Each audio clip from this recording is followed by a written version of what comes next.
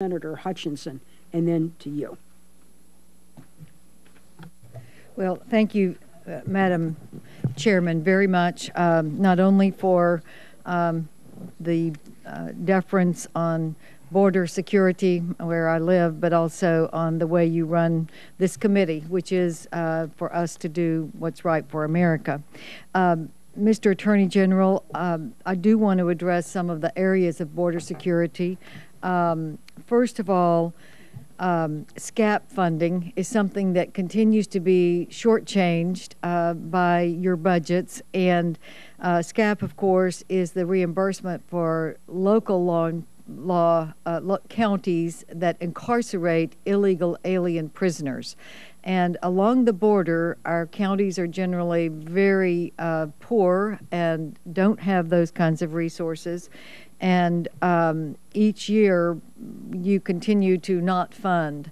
We did put the money back in last year, $240 million, but I would hope that you would support increasing that as we go through this process, because we must incarcerate these illegal alien criminals who are mostly in the drug cartel and operations, so that this will not be borne by the counties on the border.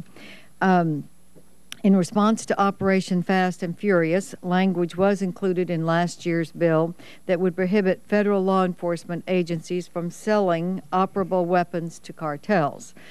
This request that you're giving us removes that language, saying it's unnecessary.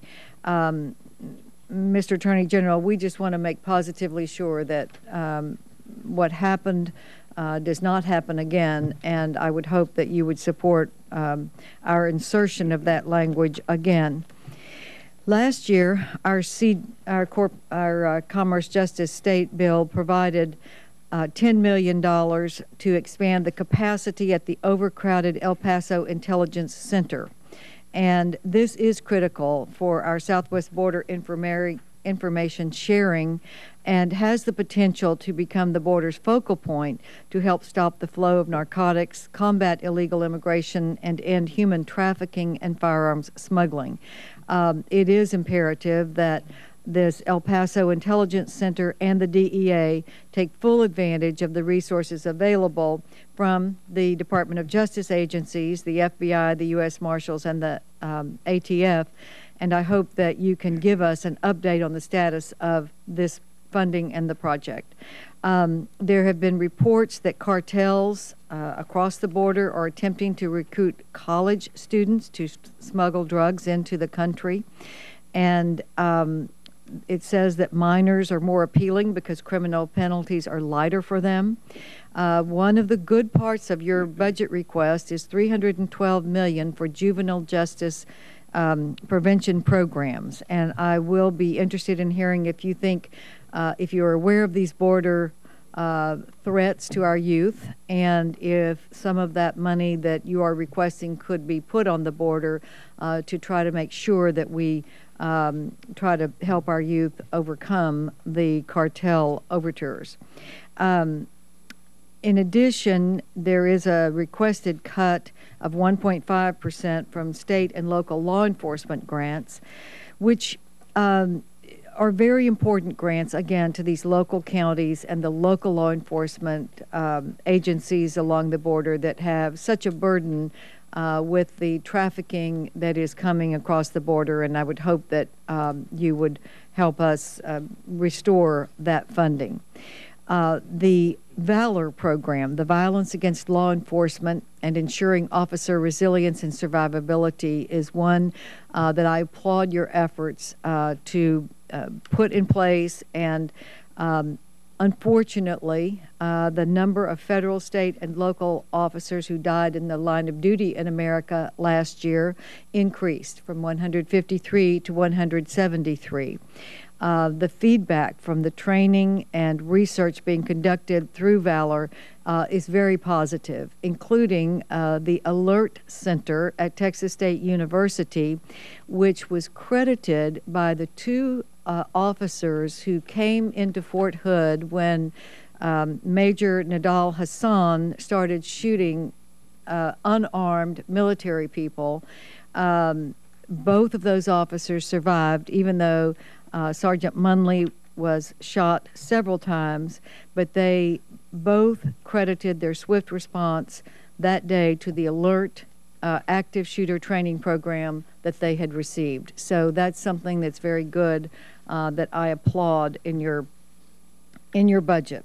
I want to state a concern that I have about the U.S. National Park Service pushing for construction, which is in progress, on an unmanned border crossing at the Big Bend National Park in South Texas. This is not a Department of Justice decision, but it is going to affect some of the personnel. And I'm concerned that this is an area where illegal immigrants can walk across. The water is knee-deep, and you can walk right across the river and into Big Bend, and having an unmanned border crossing, I think, is insufficient. And so we're going to talk about that at some point to see if we can get FBI, DEA, ATF, Border Patrol, somebody to man a place like that where it is so vulnerable. And last but not least, General Holder, I'm going to ask you some questions about your public integrity unit.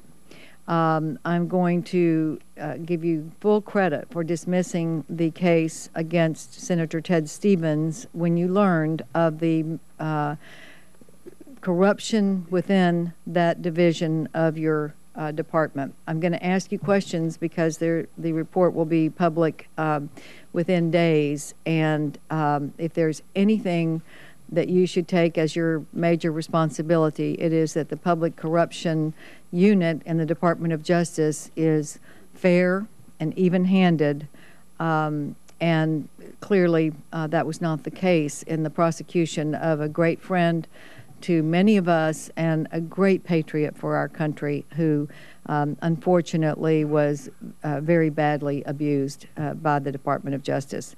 But I will say you did dismiss the case when you learned of the misbehavior, and I gave you credit on the Senate floor for doing that and will again. But I do want to ask you about the report when we have time to ask questions. Thank you. Mr. Attorney General? Mr. Attorney General? Okay. Thank you. Sherwin,